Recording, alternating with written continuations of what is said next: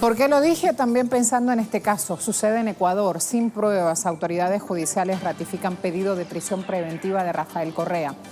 Otro caso de persecución política. Distintas opciones, sí, no, o igual que Lula da Silva, por ejemplo, para responder en redes sociales. Hoy en este país se van a dar homenajes justamente por el natalicio del Libertador. En Bolivia, la estabilidad macroeconómica alcanzada en el país con el liderazgo del presidente Morales también genera una rápida desdolarización de la economía y confirma pronósticos de un crecimiento sostenido de su PIB. Ya vamos a estar analizando con nuestro corresponsal las repercusiones de esta información. En Colombia, a 2 semanas de asumir la presidencia, el mandatario electo Iván Duque sostuvo primera reunión con los miembros de su futuro gabinete. Y además, hoy vamos a tener otro tema en nuestra agenda abierta, que es un tema que no lo van a ver en los medios tradicionales de comunicación, en los hegemónicos, llamados así. Ocurre, se da. Canadá aumenta el nivel de violencia con armas de fuego. Evidencias indican que el 98% de esas armas con las que se comete un delito en Canadá tiene su origen en Estados Unidos. Hay que cambiar normas porque allí apuntan justamente a raíz de lo que llaman en Canadá normas laxas respecto a la tenencia de armas. Hay que ver si alcanza con hacer un cambio en esa jurisprudencia. Sí, no, seguirá igual. Distintos interrogantes y opciones para compartir esta pregunta, empezar a analizar el tema y responder también en redes sociales. Vamos a avanzar. En Ecuador, el expresidente Rafael Correa ha sido vinculado en supuestos delitos de asociación ilícita y plagio en el caso Balda. Los jueces de la Sala Especializada de lo Penal de la Corte Nacional de Justicia declararon por unanimidad improcedente el recurso de apelación presentado por la defensa jurídica del expresidente para que se levanten las medidas cautelares que pesan en su contra. Luis Fernando Molina, abogado defensor de Correa, se pronunció ante la decisión. Aspirábamos que siendo un tribunal independiente, un tribunal imparcial, pudiera precisamente tomar en consideración esta necesidad, este estándar establecido dentro de los tratados internacionales de control de convencionalidad y desarrollado con la jurisprudencia, pero bueno, vemos básicamente que lo que hemos dicho en el transcurso de la instrucción fiscal nos llama la atención esta falta de objetividad dentro de la Administración de Justicia. Por su parte, la jueza de Garantías Penales de la Corte Nacional de Justicia, Daniela Camacho, convocó una audiencia el próximo 31 de julio, una vez terminado el periodo de instrucción. Hoy en Agenda Abierta analizaremos los posibles escenarios de esta persecución política y mediática. Tras la audiencia, ¿se llevará a juicio al exmandatario? Organizaciones internacionales se pronunciarán. Y ahí la información. Corte de Ecuador desestima apelación de la defensa de Correa. Hay un fiscal general que se llama Paul Pérez que instó a sus pares, a sus jueces, a mantener la orden de captura contra el expresidente para garantizar, literal esto, la presencia de Correa en el proceso judicial por supuesto secuestro del ex asambleísta Fernando Balda. La defensa de Correa señaló a este juzgado como no competente para evaluar el caso, porque ese secuestro se hizo en Colombia y no en Ecuador. Además, Sputnik dice, expresidente de Ecuador espera fin de infamias tras ratificar prisión en su contra. Rafael Correa habló de su confianza de que las infamias se derrumbarán tras la decisión de la justicia de ratificar la orden de prisión preventiva dictada en su contra por esta supuesta vinculación al rapto del político Balda. A las expresiones de Correa se suman también la de sus abogados y simpatizantes. Caupolicán Ochoa es el abogado jefe de la defensa de Correa. Dijo no comprender la decisión de los jueces, pues no existen pruebas y las acusaciones son inconsistentes y contradictorias. Para él, lo ocurrido devela persecución política de la que nuestro patrocinado por Correa está siendo objeto. Además, confirmado, así se llama este medio de comunicación. Defensa de Correa rechaza decisión de los jueces. Caupolicán Ochoa, abogado de Correa, rechazó esta ratificación de la prisión preventiva en contra de su defendido. Aquí este medio también cita, palabra textual de Caupolicán, no existen pruebas y las acusaciones son inconsistentes y contradictorias. Dijo además el abogado Eduardo Franco lamentando la decisión de los jueces, los llamó timoratos al poder político, a las élites y a la prensa comercial confabulada. Carlos Viteri, asambleísta, también dijo, con esta decisión en Ecuador se continúa rompiendo el Estado de Derecho. Y además aquí hay que sumar otra publicación, Ecuador Inmediato, que indica: tramitan medidas cautelares en la CIDH, en la Comisión Interamericana de Derechos Humanos, a favor de Correa y Glass. Activistas políticos informaron que esta comisión interamericana aceptó el trámite para que se dicten cautelares por esta inconstitucionalidad que significó la consulta popular de Lenín Moreno, actual presidente, sin aval de la Corte Constitucional. En este pliego de pedidos también se menciona el caso del ex vicepresidente Jorge Glass, recordemos que está en prisión. Dicen, también a Glass le han afectado su legítimo derecho a la defensa, han atentado contra el debido proceso y esperan protección ahora. Los abogados defensores de los dos casos esperan protección a nivel interamericano, un trámite que incluye la posibilidad de cautelares a favor del expresidente Correa, denunciando persecución política y mala aplicación de esta orden de prisión preventiva. Además, vamos a sumar, para tratar de entender hay que conocer, hay que ir a fondo el caso Balda. El expresidente Rafael Correa está acusado por presunto secuestro del legislador Balda. Agosto del 2012 se daba este hecho y ya lo dijimos que no ocurrió en Ecuador sino en Colombia. El 18 de junio, una jueza, en este caso la jueza de la Corte Nacional de Justicia, Daniela Camacho, vincula al expresidente en esta investigación caso secuestro Balda. 3 de julio, jueza dicta prisión preventiva contra el expresidente Rafael Correa, quien vive en Bruselas, y emite incluso una alerta roja para que Interpol lo localice, capture y además extradite. Luis Fernando Molina, quien forma parte del equipo de defensa de Correa, dijo lo siguiente. Fíjense aquí, la irradiación constitucional radica en que los principios y estándares constitucionales y de tratados de derechos humanos deben ser aplicados en todo el proceso judicial, incluso penal. Orden de prisión preventiva a Mashi Rafael, que es el usuario en Twitter de Rafael Correa, orden de prisión a Rafael Correa preventiva es ilegal. Ahí el pronunciamiento de Luis Molina. El propio Rafael Correa se defendió. Usó también Twitter para agradecer las muestras de apoyo y dijo gracias a todas estas muestras de apoyo nacionales e internacionales. Aunque la situación de mi patria desgarra el corazón, tengo la serenidad que nace de la convicción de que tantos abusos e infamias más temprano que tarde se derrumbarán y que junto a nuestro pueblo venceremos. Tienen ahí un capítulo completo que justamente está generando noticia en la región, no solamente en Ecuador. Hay además una pregunta que nosotros hemos sumado también a la red social Twitter para que usted pueda dar su pronunciamiento. Es importante de ir siguiendo este caso por lo que implica justamente y por el antecedente de Lula da Silva en la región.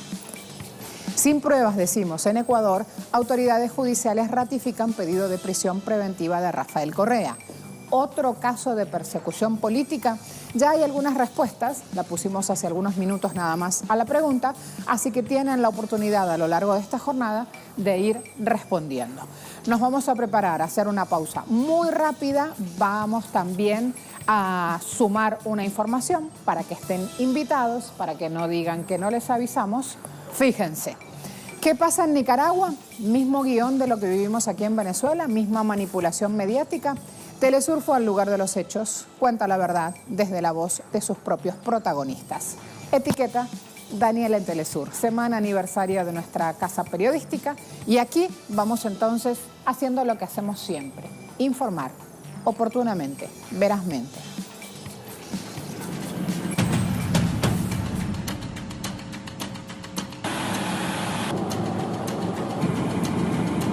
Salí a defender mi patria.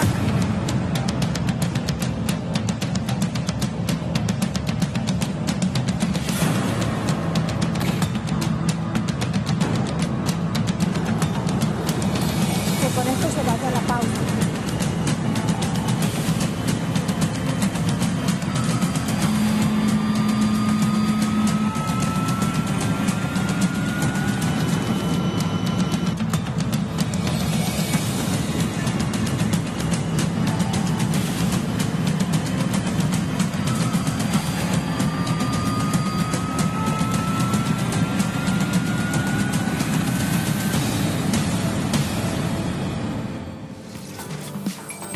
235 aniversario del natalicio de Simón Bolívar, nuestro padre de la patria. Hay imágenes en vivo hasta ahora para ir sumando, las vamos a ir mostrando también aquí, les vamos a ir contando los hechos. Si es el momento del himno nacional, que ustedes tienen el audio, por favor, producción, hacemos el silencio respectivo, el que corresponde.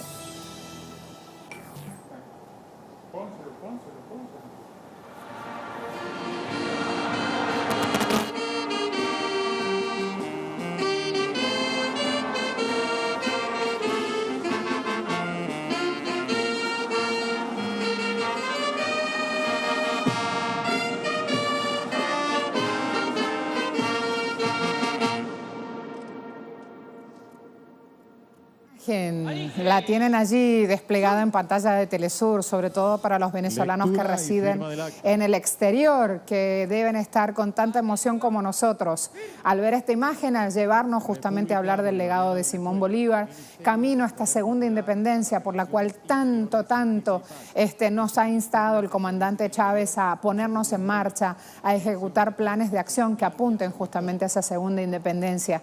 Y en ese largo camino andamos, señores. Imágenes en vivo y en directo corresponden a Caracas, capital latinoamericana. A través de redes sociales ya han tenido también, le he ido dando RT a las distintas imágenes que nuestros corresponsales en el mundo van mostrando justamente y que se dan en distintas capitales latinoamericanas, y no, caso Rusia, donde ya había también homenajes en marcha, recordando la enorme tarea que tenemos entre manos, legado de Simón Bolívar. A esta hora vamos sumando imágenes, allí el padre de la patria, aquí esta conmemoración que recién empieza, fíjense cómo va saliendo el sol ahí atrás de a poquito. Nosotros cuando entramos al canal todavía era oscuro y ya ahí nos vamos dando cuenta cómo los rayitos de sol van apareciendo también en esta capital. Así va apareciendo, señores, una vez más el albor patriótico en esta Venezuela que sigue trabajando, que sigue luchando, que sigue abriendo su futuro, sigue abriendo su capítulo de emancipación en todos los niveles. Hoy a lo largo del día se van a dar en todo el país, no solamente en la capital, aquí en Caracas, conmemoraciones, actos de homenajes. Toda esta semana ya ha sido muestra justamente de este legado de los 235 años del natalicio de Simón Bolívar, y también desde hoy el cuartel de la montaña homenajea a nuestro comandante eterno. Van a haber actividades a lo largo de todo este día, vamos a reflejarlos en nuestra pantalla. Danae Galetti ya está acá en redacción de Telesur, justamente para sumarnos información, para ir contándonos un poco más de cómo amanece esta capital y lo que se prepara para hoy. Danae, bienvenida, ¿cómo te va? Sí, gracias Marcela, un gusto saludarte. Cada 24 de julio Latinoamérica recuerda el natalicio del libertador Simón Bolívar. En Caracas, ciudad donde nació en 1783, tradicionalmente el homenaje comienza a las 6 de la mañana en el Panteón Nacional de la capital venezolana.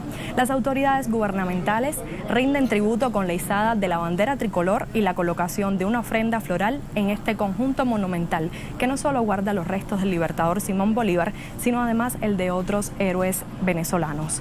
Este año está previsto también las disertaciones en diferentes lugares del país sobre la trascendencia del pensamiento del padre de la patria.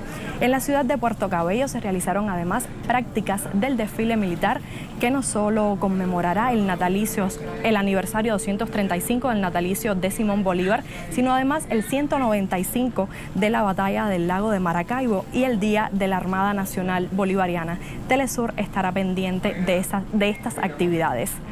El libertador se preocupó de los destinos de los países del continente. La patria es América, aseguró. Para él, la unidad de nuestros pueblos no era una quimera de los hombres, sino inexorable decreto del destino. Con esta información devuelvo la señal a los estudios centrales. Gracias y excelente día. Muchas gracias. Allí mismo me voy a Colombia para seguir de cerca también todo ese pulso y esas imágenes en vivo en Caracas. En Colombia faltan 2 semanas para que asuma el presidente electo, Iván Duque. Ayer se daba una reunión importante. Vamos, compañera, entonces a reportar más de lo que pasaba.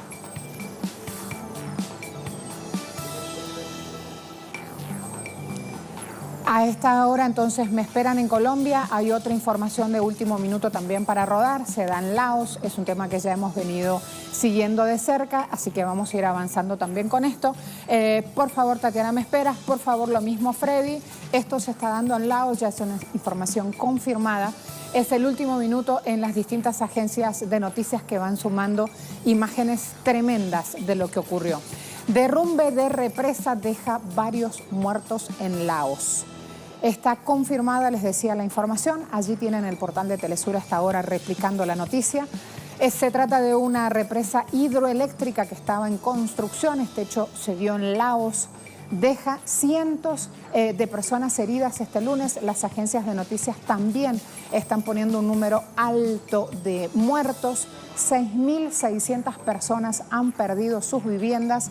Esta represa, para que tengan una idea de lo que ocurrió, liberó unos 5.000 millones de metros cúbicos de agua, según las autoridades. Lo que hizo es desbordar y de manera completa se vació, arrasándolo todo a su paso.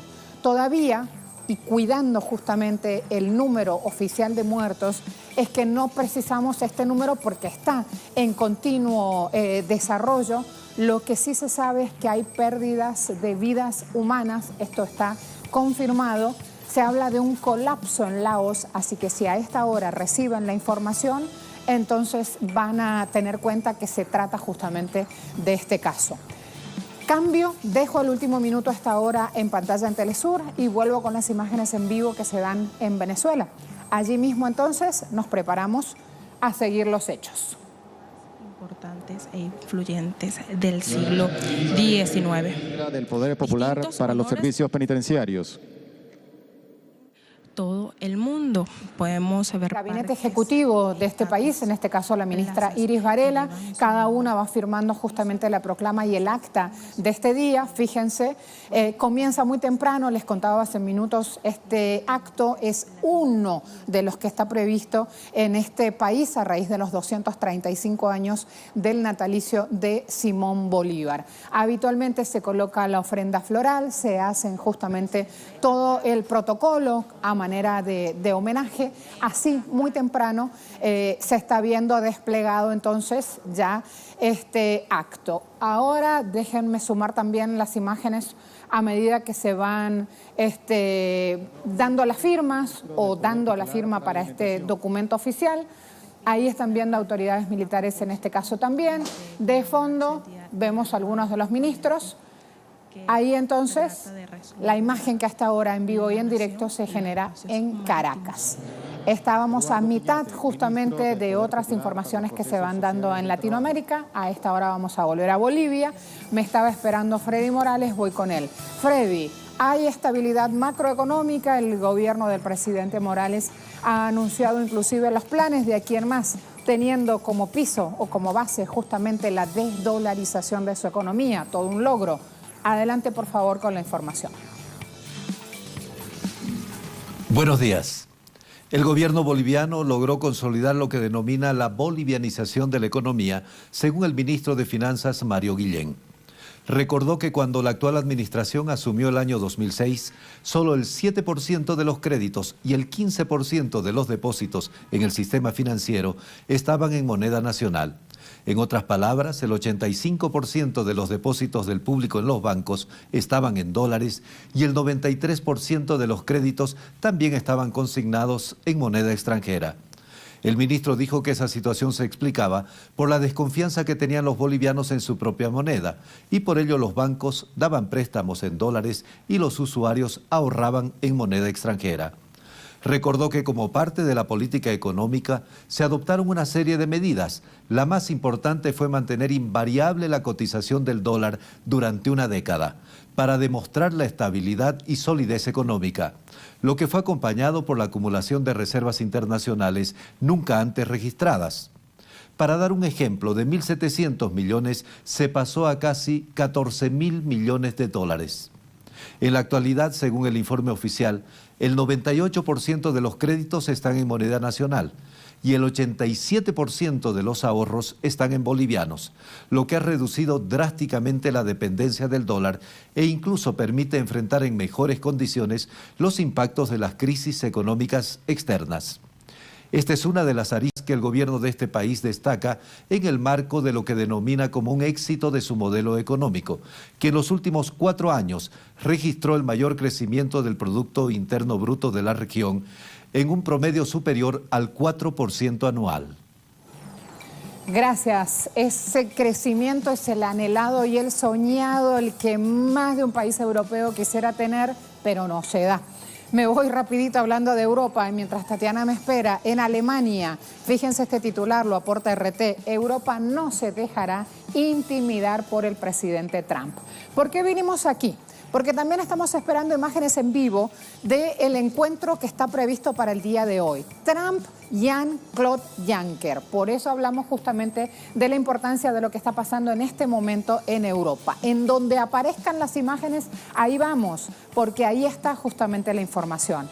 Ayer habló el ministro de Exteriores alemán, aseverando que Europa no se va a dejar intimidar por Donald Trump. Una vez que lo hagamos, y ahora sí voy literal, tendremos que lidiar con tales comportamientos con mayor frecuencia en el futuro. Más advirtió, nadie puede tener interés en los aranceles punitivos, porque al final todos perderán. ¿Qué pasó aquí? Trato de contárselo rápido, porque es todo un tema. Y cuando vean guerra comercial, Estados Unidos-China, Estados Unidos-Unión Europea, Estados Unidos versus, van justamente a remitirse a este tema. Washington puso aranceles al acero y al aluminio, que son 2 insumos clave justamente en los países, sobre todo, que apuntan a la industrialización. Estados Unidos no se achicó, no se quedó atrás y también aprobó aranceles a productos estadounidenses, 2.800 millones de euros. Van así los montos cruzados, las sumas cruzadas, y es que están en un punto ahora donde Trump anuncia incluso que su país podría o se dispondría, como dice aquí este portal, a imponer aranceles a los automóviles fabricados en la Unión Europea. Esto hace reaccionar al bloque comunitario y el bloque habla en un lenguaje poco habitual a nivel diplomático, habla ya de represalias, como para que tengan idea de lo que pasa. Cuando hoy se den las declaraciones entre Jean-Claude Juncker y Trump, presten atención justamente a qué temas se abordan, porque no es solamente intercambio comercial. Aquí hay toda una diatriba política que hoy hay que ver si se mueve y si se mueve, para qué lado lo hace. Hasta aquí entonces me quedé con lo que está ocurriendo del lado europeo a esta hora. Donde aparezcan imágenes las sumamos. Como en este momento va a aparecer también lo que está pasando aquí en Caracas. Tienen señal en vivo a esta hora. Hago una pausa rápida y sigo contándoles.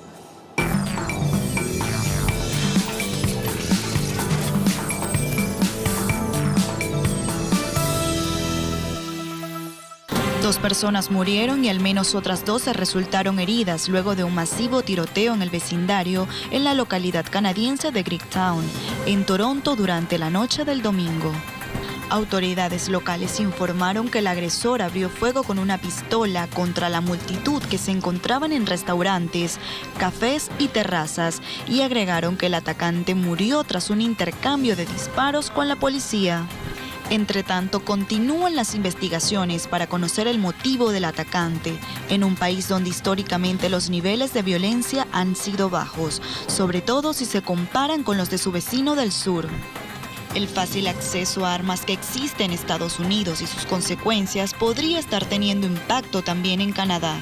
Un mayor control de armas podría empezar a exigirse no solo en Washington, sino también en las naciones vecinas.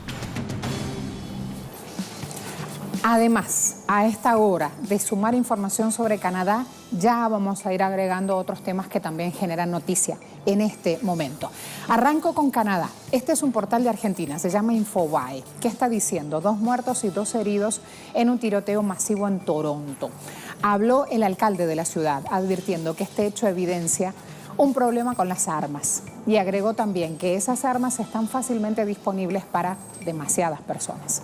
La semana pasada, la policía de Toronto empezó a implementar un plan para bajar hechos de violencia con armas. Una medida que incluye reforzar 200 agentes en algunos vecindarios donde se da el mayor número de tiroteos. Siguiente portal, ABC, un diario español. Dice: el autor del tiroteo de Toronto, Faisal Hussain, sufría graves problemas mentales. 29 años. Faisal había nacido en esa misma ciudad canadiense. Su familia en un comunicado dijo expresar condolencias a los familiares de los fallecidos por las acciones horrorosas de su hijo. En este caso hablaba la madre. A pesar de las declaraciones, la policía no descarta otros motivos detrás del ataque. Fíjense cómo la prensa rápidamente coloca un nombre que se evidencia un nombre árabe o asociado a otro país, y allí lo pone de titular y agrega esa información. Fíjense cómo muestra este periódico la información. El País dice: inusual ola de violencia pone a Canadá en alerta. Justamente este tema reabre la discusión acerca de la tenencia de armas en el país. Vamos a seguir mostrando la información para poder ir dándoles datos. Abre el debate sobre la necesidad de tener mayor control de las armas. Año 2014 al 2018 la cantidad de hechos con armas de fuego aumentó más del doble. Datos publicados por el Servicio de Policía de Toronto en su portal web. Las autoridades dicen: 2014 había 101 hechos que mataron a 121 personas. Hoy la incidencia repunta a 228 con un total de 308 víctimas. Además de esto, ¿qué está diciendo Los Angeles Times? Aquí tienen un artículo de opinión. Armas estadounidenses, allí el titular: armas estadounidenses, déjenme acercarme para ver la información, están matando a nuestros vecinos en Canadá y México. Ahí tienen este dato: 70% de las armas involucradas en delitos recuperadas y rastreadas en México, y el 98% de las armas con las que se ha cometido un delito en Canadá tienen su origen en Estados Unidos. Ahí entonces, fronteras abiertas, pasa esta situación. Fíjense que aquí hablan también o incluso de drogas y de pandillas que entran, dice este artículo de opinión, a nuestras comunidades más vulnerables. La Nación dice: polémica por el fin de la prohibición de impresión 3D de pistolas en Estados Unidos. Esta semana el Departamento de Justicia dictaminó que los planos que explican cómo fabricar armas caseras pueden estar nuevamente en línea, pero ahora de manera legal. Una decisión que ha sido catalogada como polémica, tomada luego de 4 años de batalla legal entre fabricantes de estos diseños y el Departamento de Estado. Los críticos argumentan la decisión traerá un aumento de las llamadas armas fantasmas, un término con el cual describen esas armas no registradas, creadas sin conocimiento del gobierno. Repito, sin conocimiento del gobierno. Ahora tienen esta situación aquí para seguir agregando. Revisamos algunos de los hechos de violencia que se han presentado en Canadá. Vamos a ir al mes de abril. Mina Seaín, un individuo de 25 años, mataba a 10 personas y también en ese hecho se daba que 14 personas quedaron heridas. Los arrolló con una camioneta. Enero 2018, 2 personas asesinadas, 3 heridas en un tiroteo en el barrio chino de Toronto. Octubre de 2014, un joven mataba a un soldado cerca del Parlamento en Ottawa antes de recibir un disparo. Todo esto se daba en el mismo recinto federal. Ahí tienen algunos de estos hechos que, si los chequeamos o los vamos a contemplar en datos publicados por el Servicio de Policía, también van a aparecer. Fíjense aquí, ahora vamos a estos datos. Toronto siempre, entre 2014 y 2018, nivel de violencia con armas de fuego aumentó de manera drástica. 2014 había 101 víctimas, 101 incidentes con 127 víctimas. Ahí entonces uno de los números. Y a esta hora vamos a sumar la presencia de nuestro analista también para ir desplegando la información. Nuestro invitado en este caso se trata de Lajos Sasdi León Borja, profesor de la Universidad Interamericana de Puerto Rico, analista especializado en asuntos de seguridad, defensa e inteligencia militar y temas internacionales. Vamos a darle la bienvenida. ¿Cómo está? Buena jornada. Sí, buenos días. Es Lajos. Mi nombre es Lajos. Sí, buenos días a todos. Muchas gracias. Nos resultó difícil la pronunciación y eso que es un invitado asiduo. Siempre quiero agradecerle su participación y el hecho de que nos atienda. Aquí hay un dato muy importante cuando vemos esta problemática en Canadá y es justamente si la cercanía con Estados Unidos tiene algo que ver, que Canadá y México también ahora se encuentran involucrados en casos de aumento de violencias con armas. ¿Tiene una opinión formada sobre ese punto? Bueno, el hecho de que ha habido un aumento, que se ha duplicado la violencia con armas de fuego, que sería pues aparentemente menor comparado a lo que es pues Estados Unidos, pero ha habido en la zona de Toronto sí un aumento, se ha duplicado. En fin, unas cifras que ahora no las tengo diáfanas, pero de 100 y pico de tiroteos, se ha duplicado a más de 200, 300, en fin. Pero este atentado, y le llamo atentado, aunque las autoridades, por lo que leí la última vez, iban a esclarecer exactamente qué es lo que ocurrió con este tiroteo reciente, la persona que lo llevó a cabo es, al parecer, ciudadano canadiense, nacido en Canadá, pero de padres pakistaníes. Y bueno, es Faisal Hussein, que llevó a cabo el tiroteo, de 29 años. La familia, claro, después de que se informó lo que sucedió, que fue pues a disparar en la noche, pues en el barrio griego, el sector griego de Toronto, que es un sitio donde hay terrazas y restaurantes. En el verano pues la gente se congrega, y el individuo pues empezó a disparar a la gente en la calle, y como se sabe pues mató a una niña de 10 años y a una mujer de 18, pero recién graduada de secundaria del colegio. Así que hubo otros heridos. No sé si ha aumentado desde entonces el número de muertos porque hubo heridos graves. Yo lo que creo, a pesar de que sí, que la familia ha dicho de que era una persona que sufría de problemas mentales, etcétera, por lo general todos dicen eso. No dudo que él haya tenido problemas mentales, pero sospecho que esto fue un acto de terrorismo por parte de un individuo que, como tantos casos se ha visto en Estados Unidos y también sobre todo en Europa, se sienten solidarios con la causa de los terroristas en Siria. No sabemos, al menos yo no sé, si este estuvo influenciado por Estado Islámico, por Daesh, habiendo escuchado la propaganda pues por la internet, por ejemplo. Pero sí recuerdo hace unos 2 o 3 días un informe de fuentes israelíes, Deb Kafael, que tiene acceso a inteligencia militar, dicen ellos, pues que Canadá, Estados Unidos, Reino Unido, Francia y creo que también Alemania solicitaron a los israelíes que evacuaran de 100 a los cascos blancos, este grupo de cooperantes que realmente han sido colaboradores con grupos terroristas islamistas suníes, han sido aparato de propaganda, inventándose escenas que han filmado, sobre todo de ataques químicos que no llegaron a ocurrir, para provocar una reacción internacional. Pues decían que había miembros de estos cascos blancos, apoyados por Estados Unidos, por Occidente, financiados por ellos, que estaban pues en la zona desmilitarizada de las alturas del Golán, una zona que separa pues las alturas del Golán ilegalmente ocupadas por Israel de Siria hacia el oeste, y está pues hacia el este el territorio que Siria controlaba oficialmente después de la guerra de 1973 de Yom Kippur, y había esa franja desmilitarizada acordada entre Israel y Siria, con cascos azules. Claro, ya los cascos azules pues fueron reemplazados al comienzo de la guerra de Siria en 2011 por los terroristas apoyados por Israel también y por Jordania.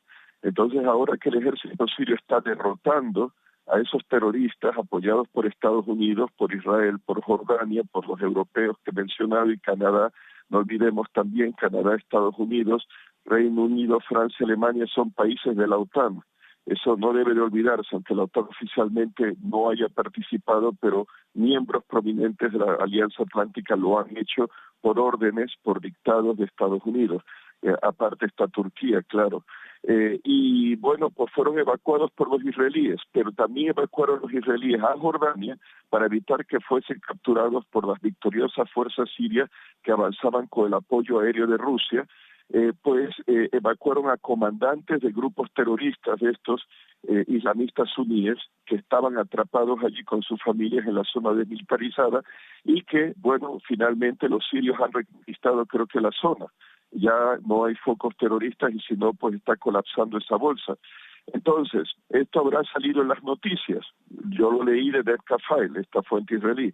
Pero se habrá informado, ¿no?, en la prensa, obviamente internacional, y sospecho, esto es puramente especulativo, pero sospecho que este individuo, que sí, vamos a decir, era una persona perturbada, no lo niego, no lo dudo, pero cogió el arma y en venganza, porque el gobierno canadiense a sus ojos no hizo nada para salvar a esos que, claro, la prensa occidental y en particular anglosajona ha pintado como demócratas, como le llamaban oposición moderada a Obama. El gobierno de Obama y John Kerry, su secretario de Estado, llamaba a esos terroristas oposición moderada. La BBC les llama rebeldes, pero son todos terroristas realmente.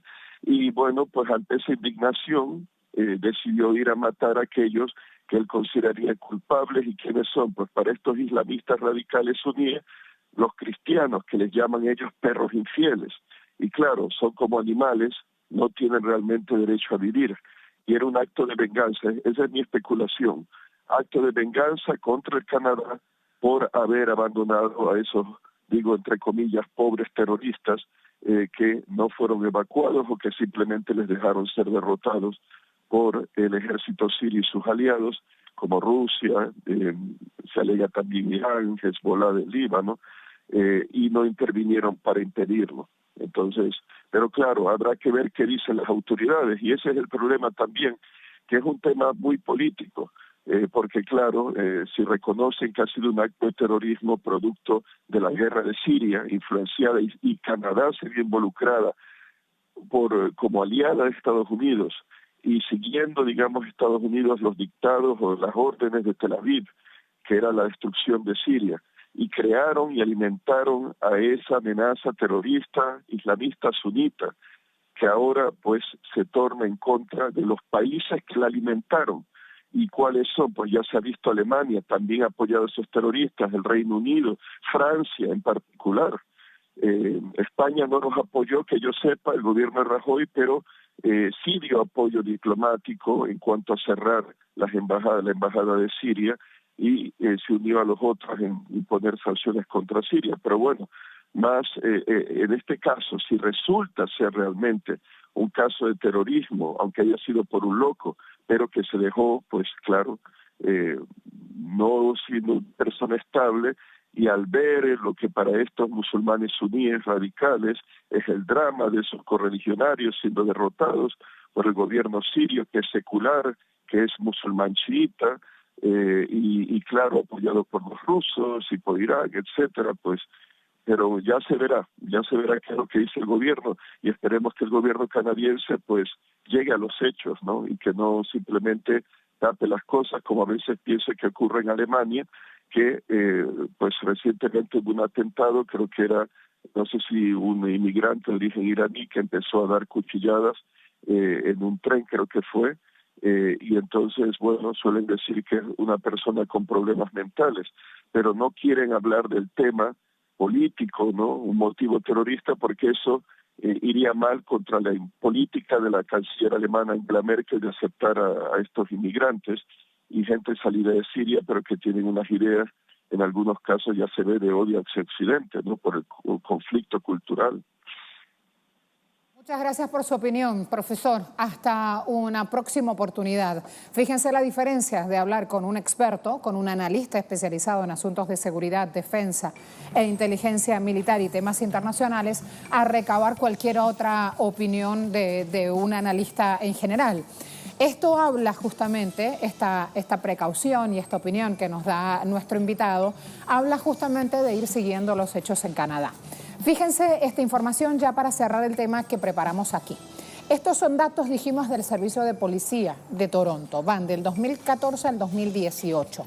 Allí, en esas barras, quedan de manera gráfica muy claro este nivel de violencia en aumento al cual aludimos. 2014 se daban 101 incidentes con 127 víctimas, 2015 incidentes se daban 164 con 260 víctimas, luego en 2016 208 incidentes con 294 víctimas, 2017 205 incidentes, 299 víctimas.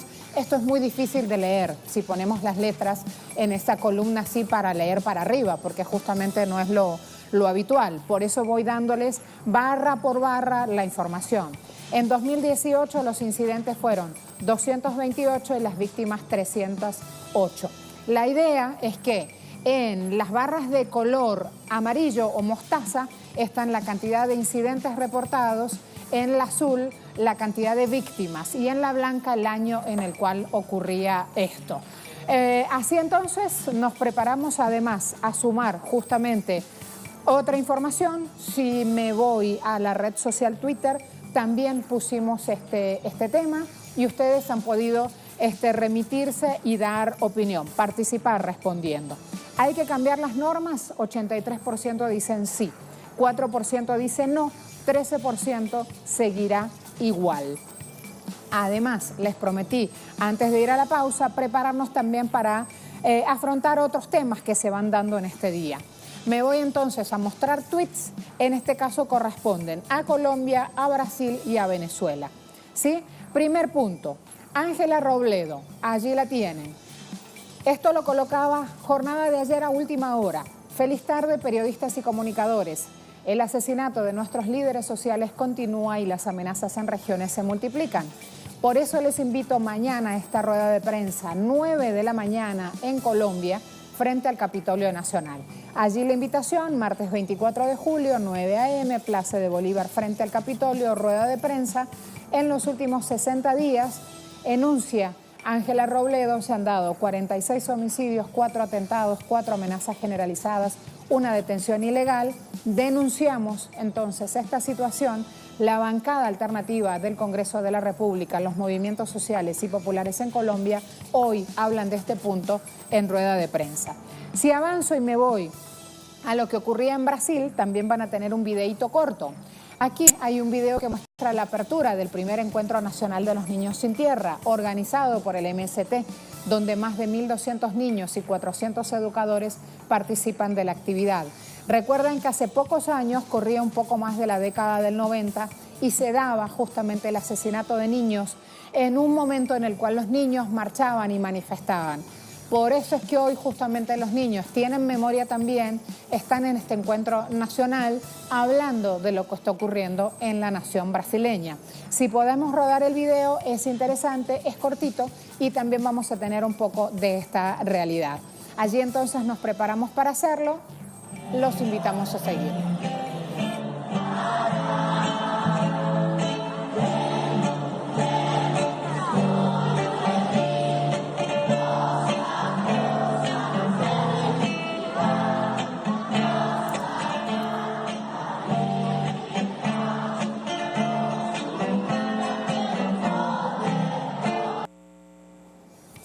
Distintos actos van a recordar justamente 25 años de la matanza de niños. El caso es conocido como la masacre de la Candelaria. Se daba en el año 93 en Brasil.